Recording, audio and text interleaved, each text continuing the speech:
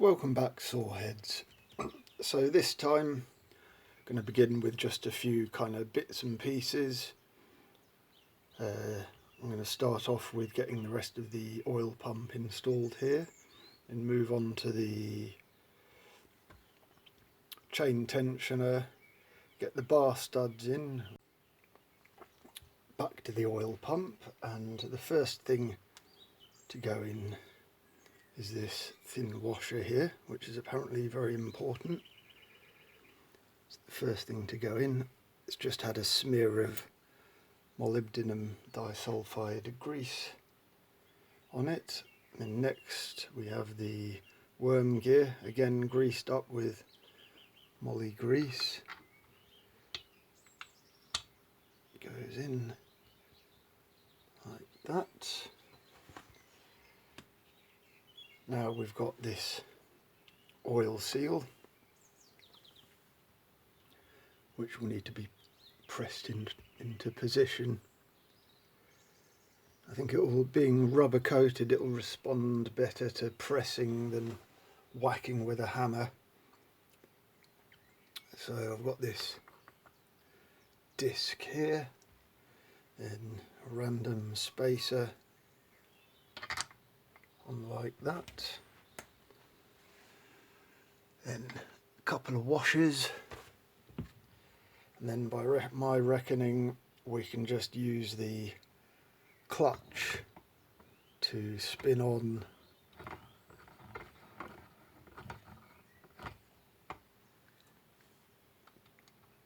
bit overzealous with the washers.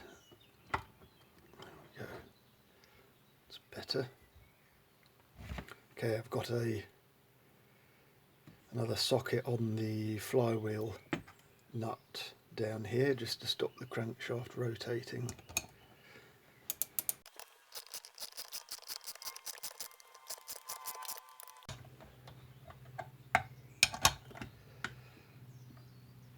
I think that's got it. Let's see how it worked out.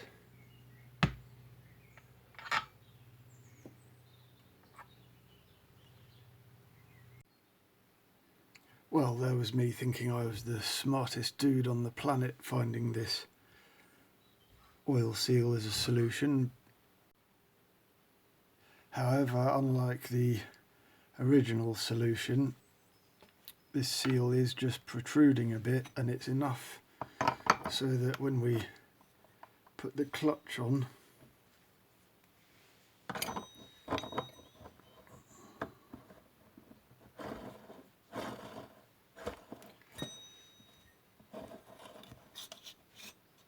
it's actually pushing the clutch drum out, so it actually rubs against the clutch shoes. So that's a bit of a fail. Back to the drawing board. So just as a reminder, here's the original seal setup with this plastic piece fitting inside this ring. This is the piece that I broke that's giving all this trouble. And then this is a push fit on the clutch. So I've got a few tricks up my sleeve, but I'm going to go for the simple but slightly dodgy solution. Just yet more of this closed cell foam stuff. Just cut it out. I'm going to glue it in to there, and then it'll ride directly on this surface like that. And well, this is a low effort solution. Have to keep an eye on it to see how it works. It might melt and tear itself apart, but in any case, I have in mind to replace this clutch drum with a rim sprocket affair anyway, so when that time comes the whole situation may well change anyway, so this will do for now. Right, well, I've glued on this foam with some, I chose super glue this time. And that's in there nicely. And on here, just an interference fit, but not too much friction.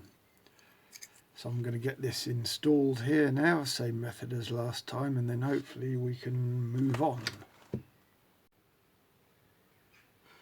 Pretty easy to press in.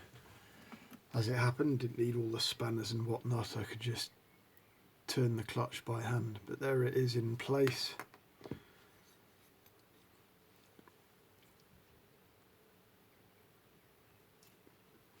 And now can put the clutch drum on like that, and then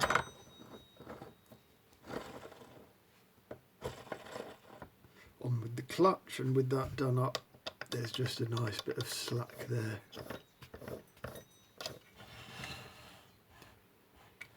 You can see in here dust and whatever has got to get behind this here and down and in through there to start causing a problem. So yeah, I'm happy with that for now.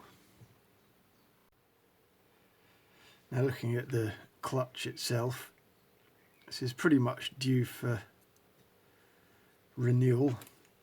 Looking at the wear on the spurs here. Now this is an 8-pin 3/8 sprocket. I'm going to throw it on anyway. Everything else is in reasonable shape. Bearings good.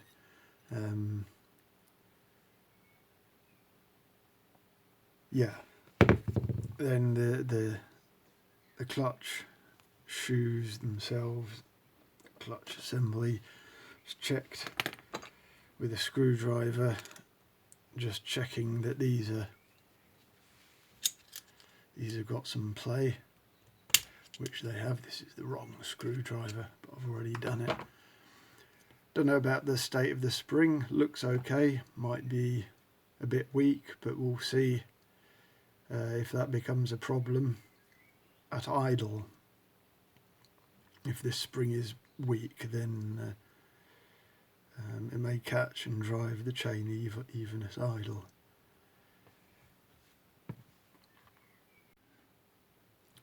Now for assembly, I'm just going to start off by pumping some grease into the hole at the end here until it comes out here, just so we know that the grease line is full of grease, so we know where we're at. There it is already. Now we'll put the clutch drum on. There you go, it's engaged with the oil pump drive. Now the clutch.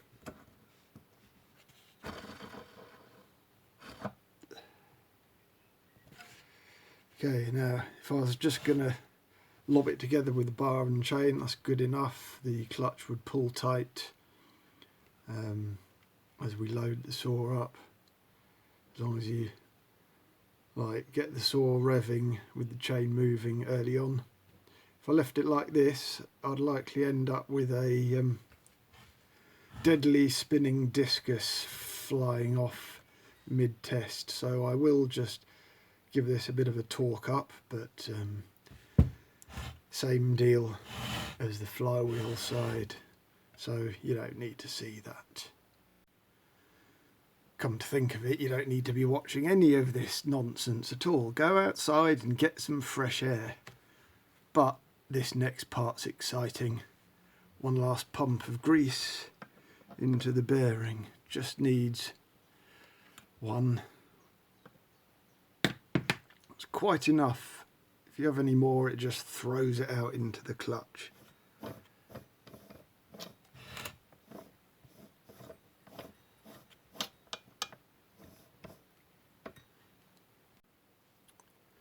Bar studs next, and these need to go in from the rear, and they're a press fit.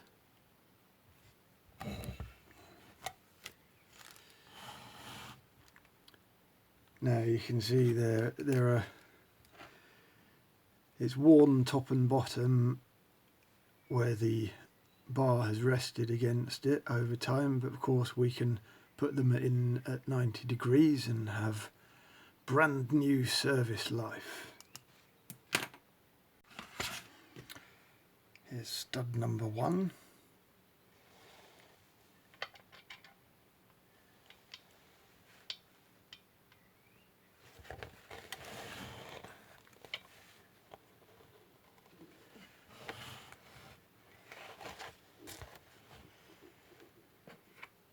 I'm just going to use a random assortment of washers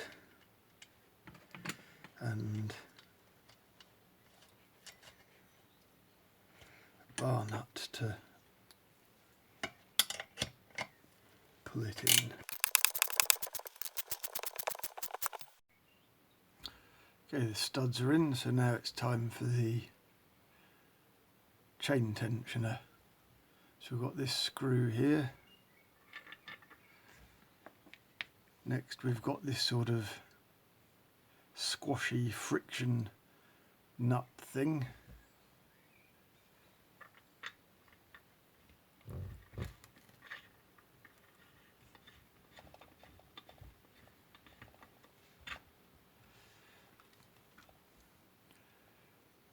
Then the pin thing, and it's worn this side,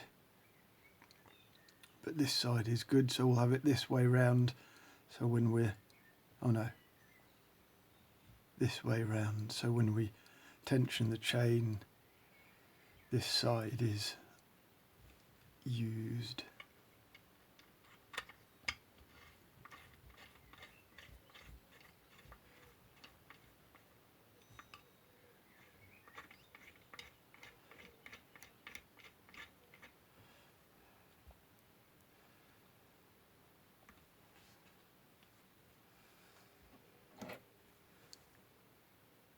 Then finally we have this circlip, which is just going to go on here.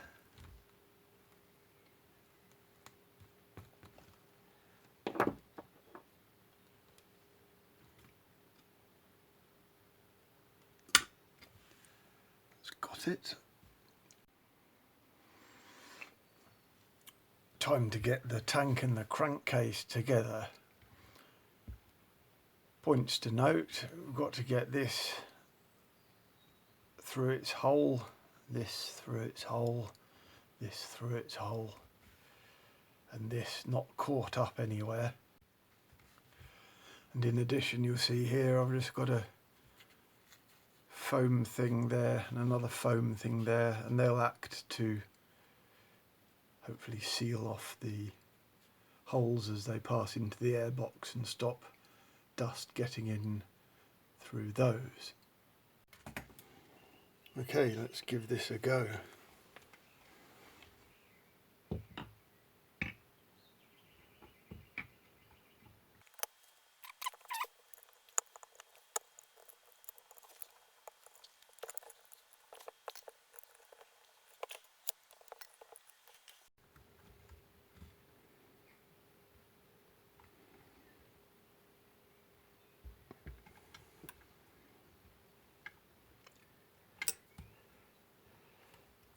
More or less in place. Let's put a AV mount screw in.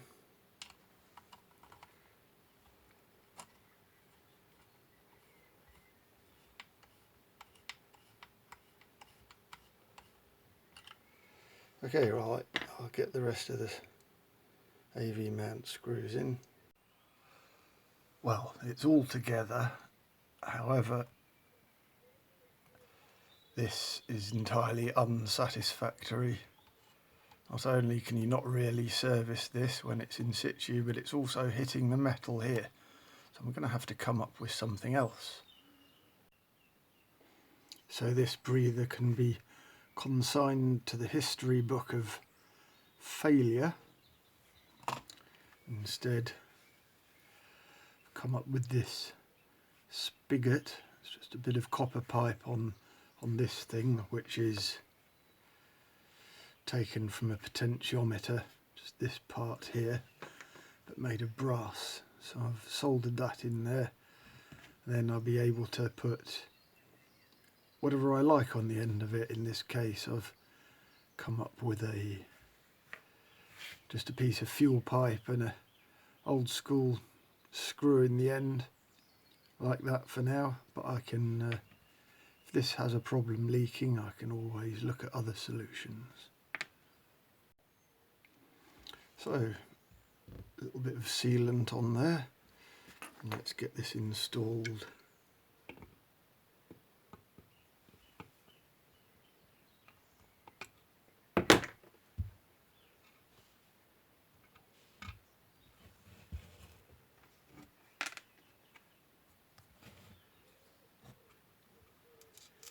Copper washer.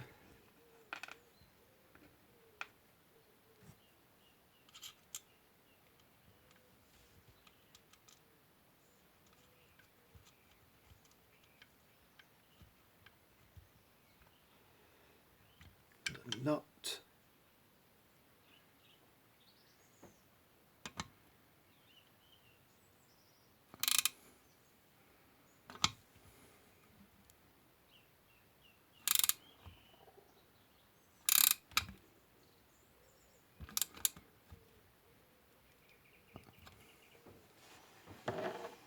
There we go. I'll give this another pressure test, but I think you've probably had quite enough of that in previous episodes. But trust me, it will be pressure tested. Right, the pressure test was successful. I've got this foam on here to stop dust getting drawn into the air box. So it's time to get the tank and the crankcase back together again. Right, well that's perhaps somewhat more satisfactory. There's the spigot there, and it's easily accessible for shoving whatever pipe I want to on the end of it. As for mating the tank and the crankcase, I found the way to do it. Line this pipe up first, get it fed through, and then just aim the trigger lever here in, and everything just kind of seems to pretty much line up after that.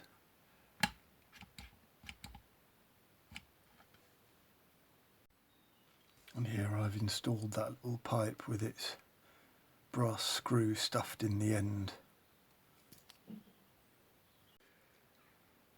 Well, getting the tank and the crankcase back together is such an amazing watershed moment that I thought it worth breaking out the black background cloth for this one. Got a wrinkle in it now. There we go. Look at that. Not too bad, eh? Pity the paint's all going to chip off as soon as I start using it, but there we go. Let me just twiddle it round.